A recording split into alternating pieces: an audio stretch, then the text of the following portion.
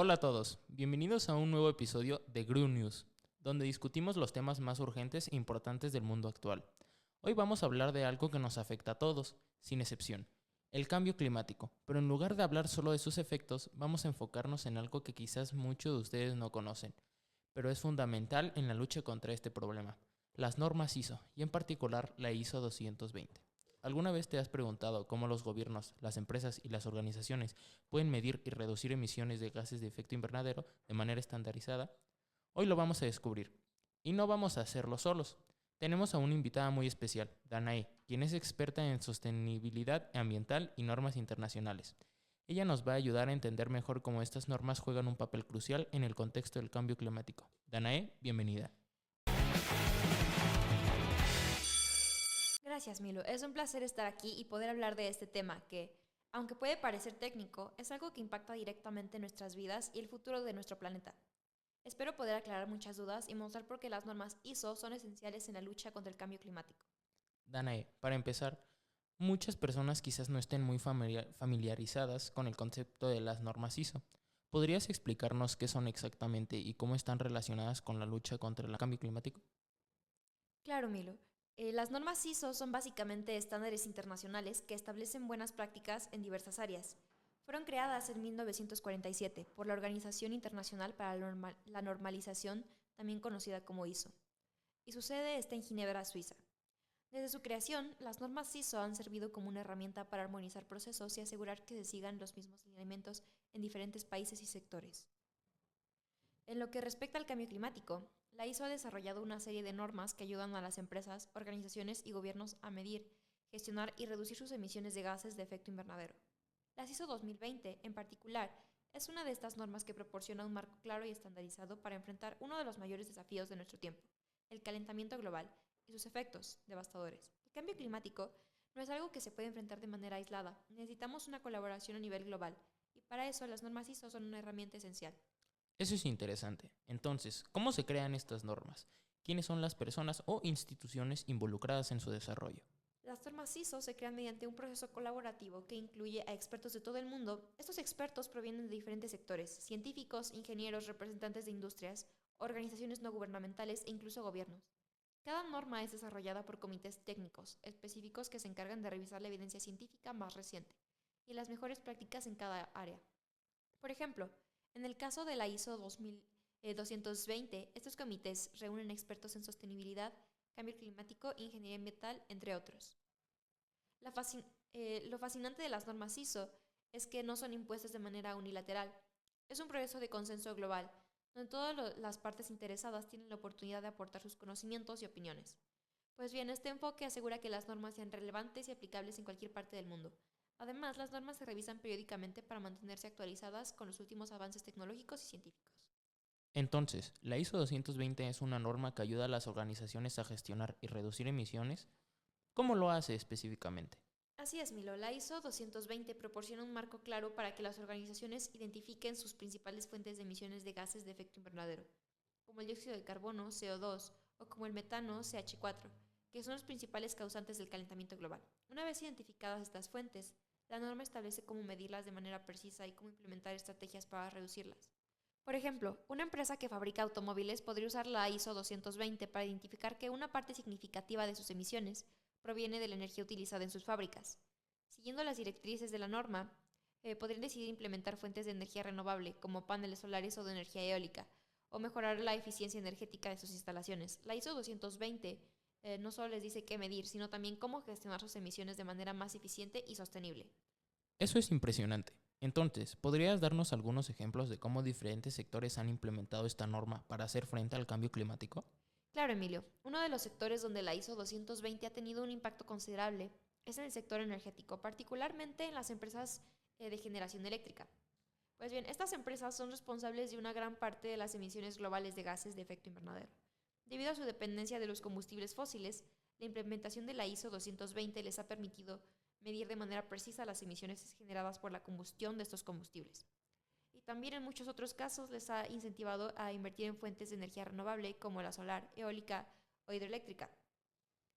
Otro ejemplo interesante es el sector de la construcción. Las empresas constructoras están adaptando la ISO 220 para reducir emisiones de CO2 que provienen tanto de la fabricación de materiales de construcción como del transporte y la operación de maquinaria.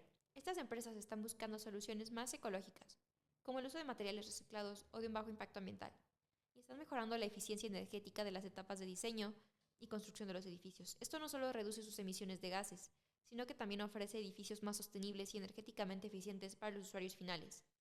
Es increíble cómo afecta a tantas industrias. Pero ¿qué pasa con las pequeñas empresas? ¿Pueden también beneficiarse de la ISO 220 o es algo más dirigido a grandes corporaciones? Es una excelente pregunta, pues la ISO 220 no está dirigida exclusivamente a grandes empresas. De hecho, está diseñada para ser adaptada a cualquier organización, independientemente de su tamaño, aunque las grandes corporaciones pueden tener más recursos para implementar cambios rápidamente. Las pequeñas o medianas empresas, las pymes, también pueden beneficiarse enormemente de esta norma, ya que para ellas la ISO 220 ofrece una estructura clara para reducir costos a largo plazo, ya que optimizar el uso de energía y materiales suele traducirse en una mayor eficiencia y menores gastos operativos. Un ejemplo que me viene a la mente es es la pequeña empresa textil en América Latina que adoptó la ISO 220 para reducir sus emisiones de carbono. Lo que hicieron fue cambiar a tintes ecológicos y optimizar el uso de agua en sus procesos de producción. Esto no solo les ayudó a ser más responsables desde el punto de vista ambiental, sino que también les permitió acceder a mercados internacionales que exigen certificaciones de sostenibilidad.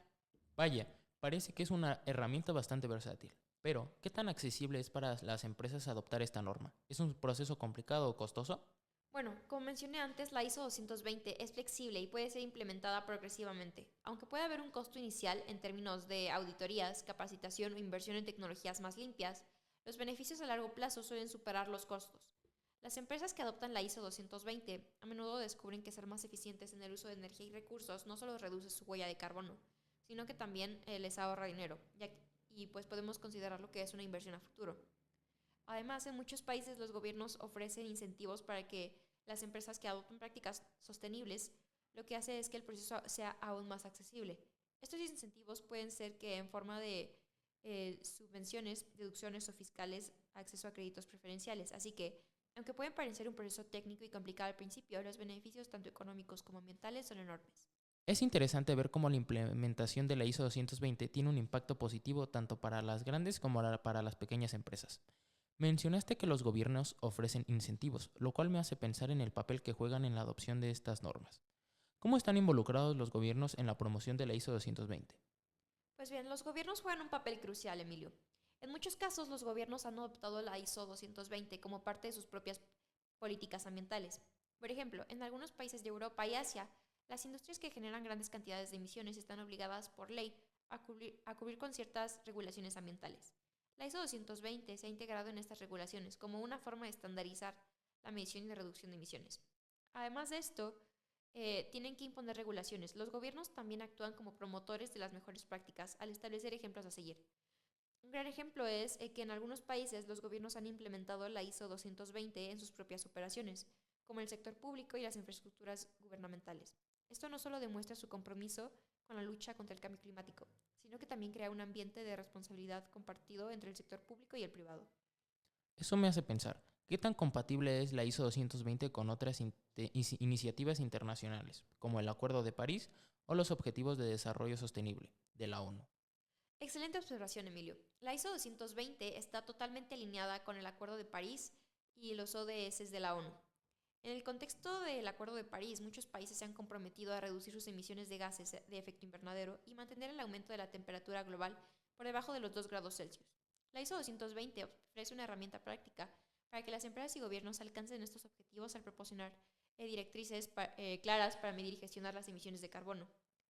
Y con respecto a los ODS, específicamente el ODS 13, que se enfoca en la acción por el clima, la ISO 220 permite a las organizaciones contribuir de manera directa. Al seguir las recomendaciones de esta norma, las empresas están no solo reduciendo su huella de carbono, sino que también están contribuyendo a la resiliencia climática, que es uno de los objetivos clave para la Agenda del Desarrollo Sostenible. Entonces, estamos hablando de una herramienta que conecta todos los puntos, gobiernos, empresas, acuerdos internacionales, pero ¿cómo ve la gente común este tipo de iniciativas? ¿Qué beneficios tiene para el ciudadano de a pie que una empresa implemente la ISO 220? Pues esta es una pregunta crucial, Emilio, porque aunque muchas veces parece que las normas ISO son solo relevantes para el sector corporativo o los gobiernos, la realidad es que tienen un impacto directo en la vida de las personas. Cuando una empresa implementa la ISO 220, está tomando medidas para reducir su huella de carbono, lo que a su vez contribuye a un aire más limpio, un clima más estable, en última instancia, a un planeta más habitable para todos. Y pues bueno, además de esto, cada vez más consumidores están prestando atención a cómo las empresas gestionan su impacto ambiental. Hoy en día los consumidores exigen transparencia y sostenibilidad. Las empresas adoptan normas como la ISO 220, están enviando un mensaje claro a sus clientes, ¿no? Nos importa el medio ambiente y estamos tomando medidas concretas para protegerlo. Esto genera confianza y lealtad entre los consumidores, lo que es fundamental para un mercado cada vez más competitivo. Ok, muchas gracias, Danae, por compartir con nosotros acerca de este tema tan crucial.